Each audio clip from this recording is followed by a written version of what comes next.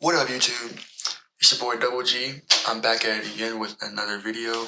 This video, I want to actually show you guys how to go about a budget. So right now, I'm in college right now, and so far, money's a little tight, but that's why it's important to figure out how to go about spending it, how to go about using it. So that's why over the past couple of months right now for the fall semester at Howard, I've been making sure that I have a budget. So right now I want to show you guys 7 crucial steps, crucial tips that I've learned that I've started to use to utilize a good budget. Number 1, very, very simple part. Just understand your income and your expenses. Know how much money is coming in, know how much money is going out, and then you'll be able to understand your own spending habits, right? For your income, you just want to know the main sources. Like, is it coming from your job? Are you getting money from elsewhere? Are you getting allowance from parents or anything like that? You're getting money from investments, dividends, whatever that is. You want to track that. You want to know how much you're getting in each month. For your expenses, figure out just how much you're spending on like groceries. Are you ordering food? Are you going out getting a haircut? Are you going out buying clothes? Anything like that. You want to track everything, and I mean everything. Every amount of dollar you're spending, at the end of the day, you want to make sure you write that down, that you put that down so that you know how much you're spending each month. Now, once you understand these things, you want to subtract your income from your expenses to evaluate your own personal financial situation, which goes into step number 2. So after you subtract your income and expenses, if that comes out as positive, then lucky for you, you have spent less than you're actually bringing in. So you're in the positive. If it's negative, then that means that you're spending more than is coming in, and you're basically kind of like in debt to yourself, right? I've gone into it a couple times, and it helps me understand, okay, so that I'm in the negative, what should I be doing moving forward to make sure that I stay in the positive in the future and that I avoid going into the negative. And that's why we go into step number 3, setting your financial goals. Once you determine your financial situation, it's always good to understand, okay, where do I want to go next? If it's positive, okay, cool, I'm on track. If it's negative, what goals should I set to make sure that that I transition into the positive and I'm no longer in the negative?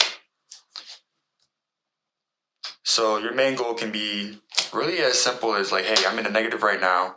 What can I do right now to stay in the positive? What expenses can I, take back on? Like, for instance, right? If you're at Howard and you have like a meal plan, but you find yourself going out a lot and ordering food, bring down those ordering expenses. Be like, okay, cool, I'm going to stop ordering food for like 2 weeks and just go to the dining hall and use my meal plan so that I'm not spending as much, right? And that could potentially help you get into the positive. So going into step number 4, prioritize your needs over your wants. Now, I know there are a lot of things that we want out here, right? We want to get this thing, that thing, yada, yada, yada, right? But you got to prioritize your needs first. What do you know you need? Do you need a certain amount of groceries? How often do you see yourself that you need to go get a haircut? How much do you have to spend on really just about any important thing, right? Do you have subscriptions that you pay for yourself? Like, for instance, with me, I have subscriptions with like Adobe, with the editing, things of that nature. I gotta pay for those kind of things, right? So I have to set aside money in the budget to make sure that those things get paid for every single month, right? So yeah, make sure you set aside some money for those things so that you make sure you're spending on things that you need, right? Over things that you want, of course. For step number 5, going into 5 minutes later, allocating funds for your goals. All right. So after you determine like your main budget, okay, you know how much you're going to spend for things that you need versus things that you want. So much later that the old narrator got tired of waiting and they had to hire a new one. you need to allocate funds towards those financial goals, right? So how that work is, okay, cool. So I have my savings goal, right? This is how much I'm going to allocate funds towards these savings. A general rule that I always like to do is to just do 10% to 20% of any money that's coming in is going straight into savings, right? The rest of that money I'm just going to keep for myself. And that's after, okay, I figured out how much the budget is going to be for the month, and then take out any amount of money I need for savings. And then whatever's left is going to be for me.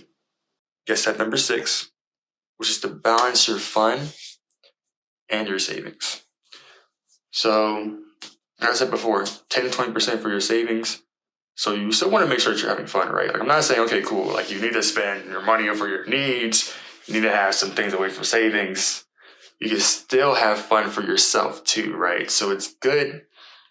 It's a good general rule to make sure, okay, cool, that I'm spending money that I earned for myself. Like, I should be able to go out here, have a little bit of fun with it, right? Like, I can go out here and buy, something off of Amazon for myself. I can go out and order food maybe a Friday, right? Not every day, of course, you don't want to do that. Like I said before, prioritize your needs over your wants. You may want to order food every day, but you don't need to, right? But if you want, of course, it's still fine to go out and just order food on Friday, right? Personally, for me, like, I've slowly stopped ordering food.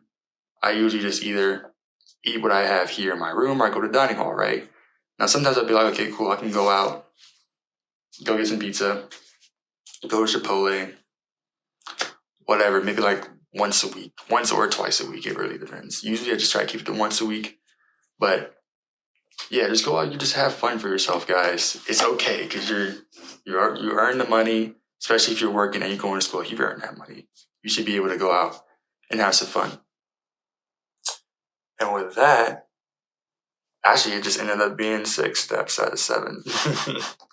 So those are just the main steps that I do towards building an effective budget.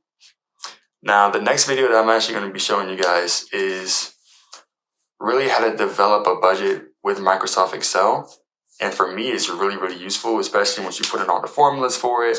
So any amount number that you change, it shows you like how much, because I have it showing me how much my remaining budget is, how much spending power and things like that I have. So I will be showing that in my next video in part 2 of building an effective budget with Microsoft Excel. With that, guys, those are just the 6.